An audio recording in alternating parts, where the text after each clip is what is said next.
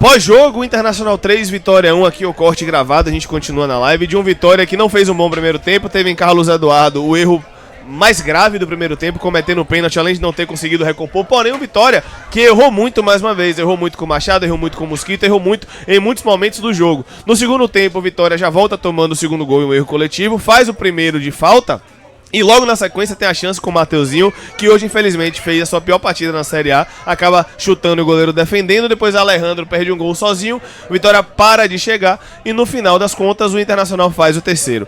Perder no Beira-Rio, como a gente estava falando aqui, não é nenhum absurdo, o problema é que a rodada se ofereceu pro Vitória, o campeonato se ofereceu pro Vitória e mais uma vez o Vitória não consegue respirar. E é verdade quando o torcedor fala que sempre quer a expectativa de que agora vai respirar, vai dar uma distanciada e não consegue, é verdade. Porque é mais uma rodada em que a gente poderia ter pontuado, porque foi um jogo pontuável pelo que foram ali os recortes dos 30 minutos do segundo tempo. E pelo primeiro, onde o Inter chegou muito nas falhas individuais do Vitória. Mais uma vez o nível do campeonato cresce, mais uma vez o nível do adversário cresce, e o Vitória tem dificuldade para jogar. O Vitória tem dificuldade para conseguir chegar, o Vitória tem dificuldade para pontuar. Apenas uma vez no campeonato o Vitória conseguiu 4 jogos sem perder, que foi Cuiabá, Juventude, Galo e Inter. E depois disso, o Vitória não consegue passar 3 jogos seguidos pontuando. A gente tá indo pra rodada 28.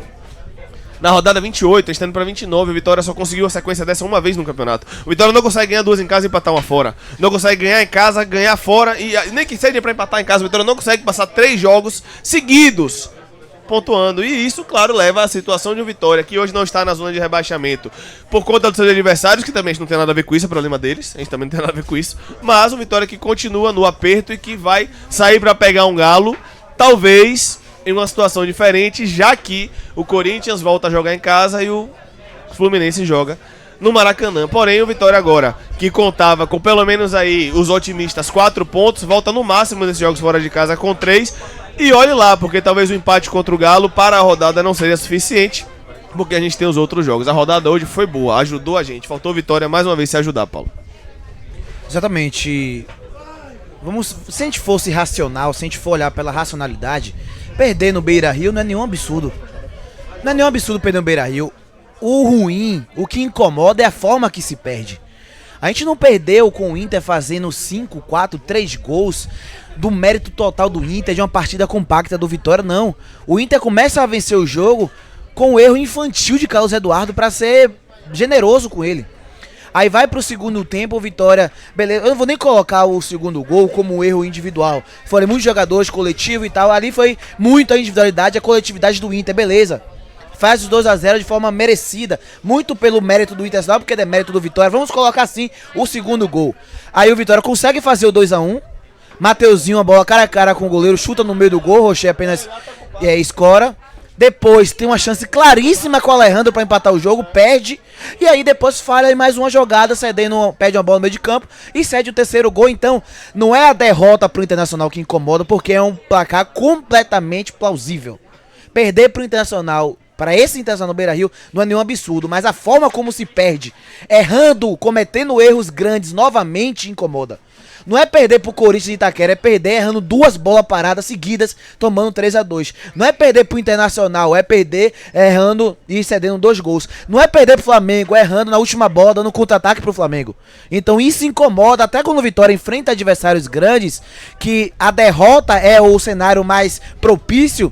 Incomoda o fato de ainda assim o Vitória, a gente entender que por mais que não fosse o desempenho agradável, o melhor desempenho do mundo, eram jogos pontuáveis. Mas o Vitória fez de tudo para não pontuar. O Inter tem o seu mérito, os outros times que a gente citou aqui, o Corinthians, o Cruzeiro e outros times têm o seu mérito de ganharem do Vitória ou pontuarem contra o Vitória. Só que a maioria desses jogos foram momentos onde a gente olhava, poxa, dava para pontuar. Dava pra fazer 1-1 contra o Flamengo, não segurou. Dava pra fazer o empate hoje com o Alejandro, com o Mateuzinho, não conseguiu fazer. Dava pra terminar o primeiro tempo 0-0, Carlos Eduardo faz um pênalti infantil e isso vai se gerando uma bola de neve. O que eu falei durante a transmissão, eu reitero. Eu falei durante a semana que eu queria ver como seria o Vitória contra um adversário de alto nível novamente. Com todo o carinho e respeito ao Atlético Goianiense de Juventude, eu me permiti a não me empolgar somente com as vitórias pela dificuldade e pelo nível que os dois têm. Eu falei, quero ver contra o Internacional, porque a derrota é o cenário mais propício, mas eu quero ver se o time vai voltar a cometer erros grandes. E voltou. Contra o São Paulo lá, o jogo ficou grande, cometeu erros. Contra o Flamengo no Barradão, o jogo ficou grande, cometeu erros. Contra o Corinthians e Itaquera, 6 pontos, cometeu erros. Contra o Internacional, novamente. Contra o Vasco, novamente. Contra o Cruzeiro, novamente. Contra o Bahia, no primeiro turno. E aí a gente vai se criando essa bola de neve que mostra o porquê a gente não desgarra. Estamos, graças a Deus, fora da zona de abaixamento, mas a gente não desgarra porque o futebol do Vitória é esse de brigar até o fim. Eu quero falar um detalhe aqui, Paulo, que muitas vezes até alguns torcedores falam: o Vitória merecia estar no campeonato do Juventude mais tranquilo. Não merecia, não. Não merecia. Faz isso Tanto tudo. que não está. Não merecia, e esse jogo de hoje é mais uma prova de que não merecia. Se o Juventude hoje está no meio de tabela e o Vitória está em 16º, é porque o Juventude mereceu. Porque o Juventude, dos 35 pontos que tem, fez 28 em casa. Então não merecia estar na situação melhor por conta de jogos como esse. A gente já cansou de falar aqui dos erros individuais do Vitória ao longo do campeonato. E mais uma vez, o nível sobe e o Vitória tem dificuldade. E na dificuldade de jogar. O Vitória não consegue sair pra jogar. O Vitória passou 25 minutos do primeiro tempo sem conseguir botar a bola no chão e sem conseguir sair em velocidade. Não saiu. O Vitória não saiu. E é um padrão. Quantas vezes a gente falou isso? A gente tava no Allianz Parque no primeiro tempo, a gente falou o quê? Tem que acabar logo. O Vitória não tá conseguindo sair. Hoje, o Vitória não tá conseguindo sair. Contra o Botafogo, não tá conseguindo sair. Então é um padrão de um Vitória que tem dificuldade de jogar e tem dificuldade de sair. Claro, hoje eu não posso culpar Carpini, apesar de achar que alguns pontos podem ser melhorados, mas hoje eu não culpo o treinador. Hoje o Vitória individualmente errou muito, coletivamente o segundo gol pra mim é um erro geral, e o time dele produz pra não perder durante 25 minutos. E a qualidade individual mata o time dele de novo. E trazendo a parte tática, o Vitória começa o primeiro tempo, os primeiros 10 minutos do Vitória foram 10 minutos bons. Não era onde o Vitória chegou muito bem. O Vitória poderia ter feito o gol lance impedido, mas o Vitória não lava o Internacional. O Vitória fazia um jogo seguro, consistente, a gente falava aqui. Só que aí começou muitos erros na saída de bola. Machado erra 2 bolas, por muito pouco não gera o gol. Aí começa aos pontas não recomporem com tanta velocidade e eficiência. Mosquito erra uma bola, Bernabé finaliza na entrada da área, Arcanjo defende. Na segunda, Carlos Eduardo não volta, pênalti pro Internacional. E aí a Vitória começa a cometer vários erros. Arcanjo, a bola parada, sai de forma espalhafatosa, Fernando cabeceia na trave. E aí a gente vê que um jogo que era consistente, onde o 0x0 era o melhor resultado da partida, porque o Vitória, tirando o lance da espetada do possível impedimento, não criava nada, mas o Internacional também não chegava.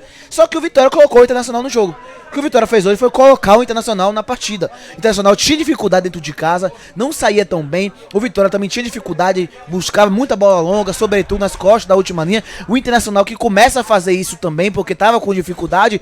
Só que a Vitória faz assim: Internacional, venha pro jogo. Vamos ver do que você é capaz, porque errou e de forma exacerbada na saída de bola. E aí, pra errar com o Internacional até demorou, porque o Internacional errou muita finalização, errou muito da decisão, e aí depois veio pro 1x0. O segundo tempo, Vitória volta perdido, toma o gol com 5 minutos, faz o 2x0, melhora na partida consideravelmente, cria 3 oportunidades e fica nisso. E aí, no erro, onde o Vitória já tava praticamente batido pelo desgaste, acaba sofrendo 3x1 de forma merecida, porque é um campeonato de muitos erros grandes, e por isso que o torcedor tem total direito de ficar com a pulga atrás na orelha até a 38ª rodada. O que deixa mais frustrante é porque, além de toda a rodada se oferecer para a equipe do Vitória, o Internacional, em algum momento, se ofereceu também para o Vitória para ceder o empate. Sentiu o primeiro gol. Sentiu o primeiro gol. Viu ali que toda a sua organização feita após o segundo gol poderia cair por terra. Viu o Vitória crescer no jogo. O Vitória percebeu que o Inter sentiu o seu primeiro gol. Conseguiu construir algumas oportunidades que pararam no Rocher ou foram para fora. 2 pararam em Rocher. Uma defesa que ele pegou no canto do chute de Everaldo e outra do Mateuzinho que ele encaixou. E a cabeçada do Everaldo ali pra mim foi a mais inacreditável de todas. Porque, ok, Alejandro, você acerta no alvo, o goleiro defende, ok, mérito do goleiro. Mas você tá livre. Você tá bem posicionado e você não consegue ajeitar o corpo pra cabecear corretamente. Concordo. Completamente errado o Alejandro ali. Mas vacilou. Uma oportunidade que não dava pra perder num cenário como aquele. Realmente não dá. A cobrança é alta? É. Isso é Série A, amigo. Você tá perdendo. A bola tá se oferecendo pra você. A bola chegou pra você. A zaga do cara abriu. Tomou nas costas e você tá livre de marcação. É aquele seu momento. O seu gol é aquele. E o Alejandro, perdeu aí a oportunidade de pelo menos empatar o jogo, né? E se empata, muda o cenário. Né? Só um detalhe, Victor. A minha avaliação de Alejandro continua rigorosamente a mesma.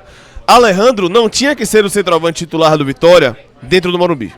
Não tinha que ser o centroavante titular do Vitória dentro do Beira-Rio. Não tinha que ser o centroavante titular do Vitória contra o Corinthians no Barradão. Minha avaliação continua rigorosamente a mesma. Ele é o titular porque não tiveram capacidade de trazer um 9 melhor. Não estou isentando ele do erro, ele foi um dos grandes responsáveis, não pode perder o gol daquele. Não pode perder o gol daquele. Porém, mais responsável do que ele é a gente chegar mais uma vez no dia 29 de setembro e tá falando que o centroavante perdeu o gol. Porque não deveria ser ele. Porque não deveria ser ele. Mais uma vez a gente vai falar da questão da montagem do elenco. Então vamos lá, vamos continuar aqui o nosso pós-jogo na live e o corte acabando. Diga, Paulo.